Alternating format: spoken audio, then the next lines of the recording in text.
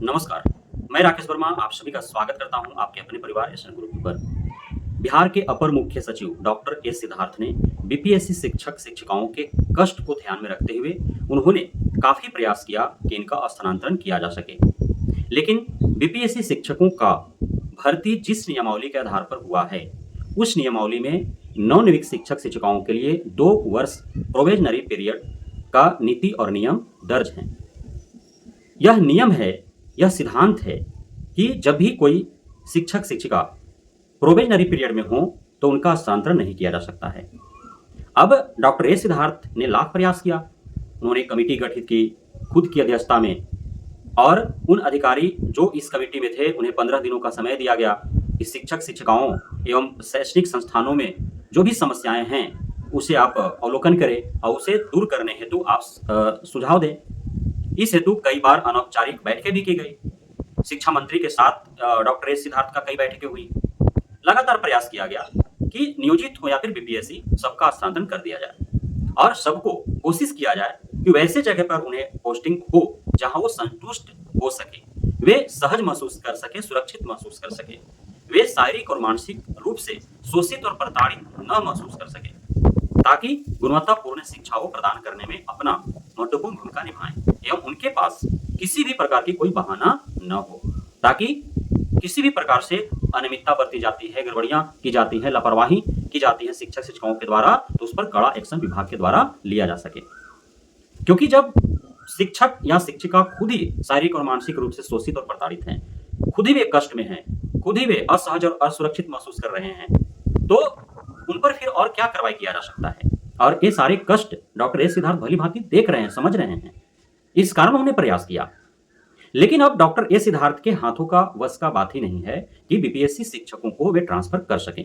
नियोजित शिक्षकों का आराम से वो ट्रांसफर कर सकते हैं, कोई दिक्कत नहीं है, क्योंकि नियोजित शिक्षक सभी प्रोबेशनरी पीरियड अपना पार कर चुके हैं। छठे चरण वाले भी तो प्रोबेशनरी पीरियड उनका 23 जनवरी को ही कंप्लीट हो चुके थे। तो नियोजित शिक्षकों के हस्तांतरण हेतु कोई पेच नहीं है, कोई रोड़ा नहीं है, कोई बाधा नहीं है। लेकिन नियोजित शिक्षक शिक्षिकाओं से ज्यादा कष्ट में बीपीएससी शिक्षक हैं, क्योंकि नियोजित शिक्षक शिक्षिकाएं 70-80% जो है वो अपने घर से या अपने गृह जिला में, अपने गृह पंचायत, गृह प्रखंड में वो कार्यरत हैं।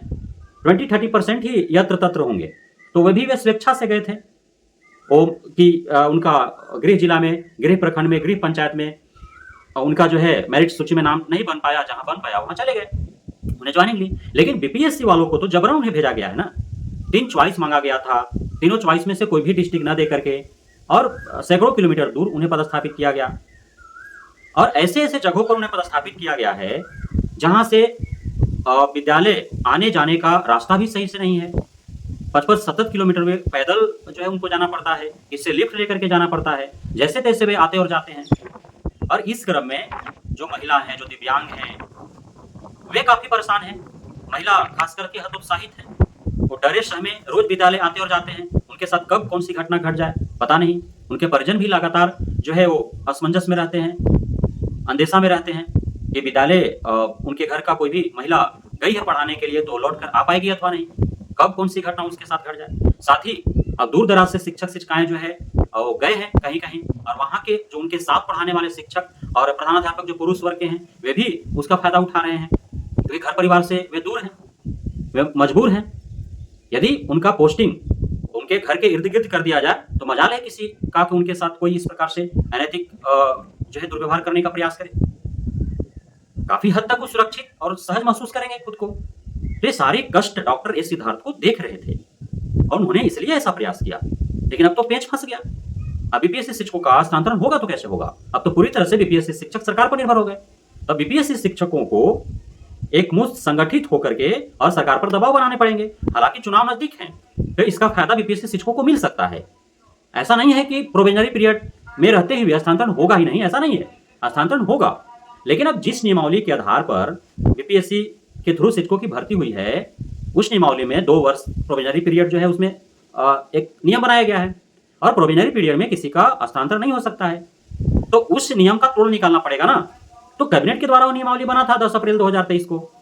तो अब जो है कैबिनेट के द्वारा ही उस नियमावली में सुधार और संशोधन करके, और वो जो प्रोबेशनरी पीरियड में हस्तांतरण नहीं किया जा सकता है, इसका तोड़ निकालते हुए और उसमें अंकित कर देना होगा। यहाँ कैबिनेट जो है इस पर एग्री है, राजी है कि प्रोविजनरी पीरियड में भी शिक्षिकाओं का जो है हस्तांतरण किया जा सकता है। उसके बाद आप देखेंगे डॉक्टर एस सिद्धार्थ का जलवा कितने सहजता से और सरलता से सभी शिक्षक शिक्षिकाओं को संतुष्ट करने का प्रयास करेंगे और ऐसे ऐसे जगहों पर वे पोस्टिंग करेंगे जहां से सभी शिक्षक शिक्षिकाएं संतुष्टि पूर्वक जो है अपना शिक्षक रूपी कार्य को आगे जो है वो अग्रसर कर सकेंगे। तो अब बीपीएससी शिक्षक शिक्षिकाओं को सरकार से मांग करनी होगी, सरकार पर दबाव बनानी होगी। आप अपने शिक्षक नेतृत्वकर्ताओं, छात्र नेतृत्वकर्ता जो हैं, शिक्षक संघ संगठन, छात्र संघ संगठन जो हैं, उनसे आप संपर्क साधें। साथ ही आप संगठित होकर के और सरकार पर दबाव बनाएं।